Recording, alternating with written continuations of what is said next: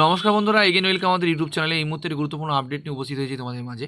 তোমরা জানো কিছুদিন পরেই ফুড ইন্সপেক্টরের পরীক্ষা, তাই তো? তার আগে তো কাট অফটা আগের বছর 2019 ছিল, যেটা কাট অফ ছিল সেটা একটু দেখে নাও, তাহলে তোমরা একটু পড়াশোনা, যাই হোক তোমরা বুঝতে পারো কতটা কতটা করার দরকার তোমাদের।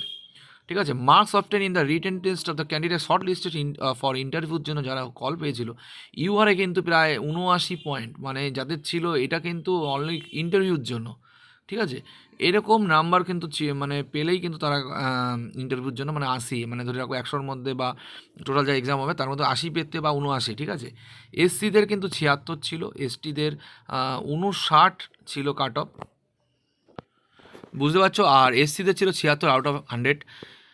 আর এসটিটা ছিল কিন্তু 59-এর মতো ছিল। ওবিসি এ 74 ছিল, ওবিসি বি 75 পয়েন্ট সামথিং ছিল, এ ex serviceman 53, ex serviceman SC 38 point ছিল, আর এমএসপিতে 58 পয়েন্ট ছিল।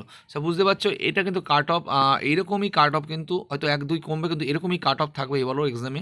সো তোমরা সেভাবে পড়াশোনা অ্যাটেন্ডগুলো সেভাবে করো, মিস্টেক যেন না করো এবং বেশি করার চেষ্টা করো।